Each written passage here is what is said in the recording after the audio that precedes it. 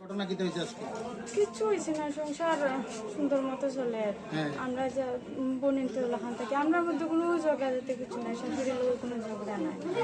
তাই ঘরও গেছে, খাওয়া দাওয়া শেষ হয়েছে, ঘরও গেছে গিয়া আত্মা ধুয়েছে দিয়ে দরজা লাগাইছে।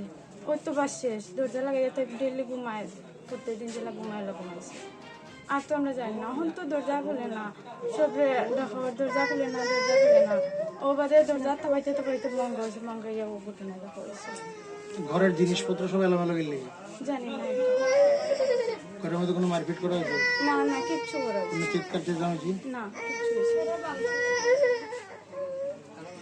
কি নাম আপনার? আর তারা পরে আবার পরে ঘরের জিনিসপত্র কিছু ভাঙছে, আর তাই বাইয়া ইয়া ও দড়িটা খুলছে। কি নাম আপনার? আপনি কি হন যে মারা গেছে? তার কি হন? জাল, বড় জাল, মাছলা জাল। আর জিনিস পেলার দাবি করতো, তখন আমি তো জিনিস নিয়ে আইয়া তোমার বাড়ি জিনিস দিয়ে গেছি। জিনিস দেওয়ার কিছুদিন পরে আবার তার টাকা দাবি করছে।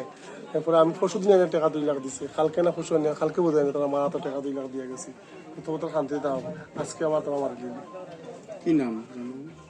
জামাইয়ের নাম ডালিম রানী, আমি সঠিক জানা না নামটা বলি। ডালিম আব্দুল জব্বার আমার নাম নুরুদ্দিন, জামাইয়ের নাম আব্দুল জব্বার। আর আপনার বোনের নাম?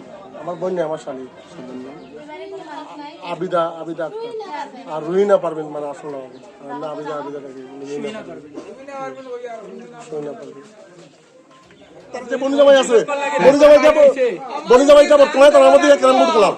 ওই আসামি ওই আগে ক্যারাম বোর্ড করে কত মনে করতে পার মহিলা তলার উপরে 2 তলার উপরে ক্যারাম বোর্ড করে তারা বনি জামাই ফজুর রহমানের বাতিজা। তার নাম কি? ফজুর রহমানের বাতিজার নাম আনোয়ার। দেখ বর্তমানে কথা ধর্ম তোমার ইয়ে করে এও আবার তুমি করে বর্তমানে ধর্ম করে আমি যে মারা গেছে তার কি?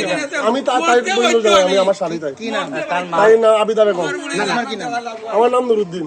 আবিদা না সুহানা পারবেন? সুহানা পারবেন। আমরা দেখতে পেলাম স্যার এখানে দুপুরবন্ধ এলাকায় একটা ঘটনা ঘটেছে, সেখানে একটা গৃহবধূ মৃত অবস্থা পাওয়া গেছে। সেই বিষয়ে জানতে চাই ঘটনাটা কী হয়েছিল স্যার? দুপুর 2টা নাগাদ আমাদের কাছে খবর আছে যে কৃষ্ণপুর জোড়া কালভার্ট এলাকায় একজন মহিলা মৃতদেহ বাড়িতে পড়ে আছে। তো অ্যাকর্ডিংলি মহিলা থানার অফিসাররা সহ আমরা এখানে এসেছি।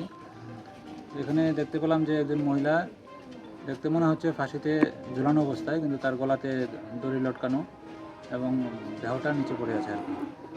এই ব্যাপারে আমরা পোস্টমর্টমের জন্য বডিটাকে ধর্মনগর মর্গে পাঠিয়েছি। পোস্টমর্টমের পরে ডিটেলস জানা যাবে, কজ অফ ডেথ।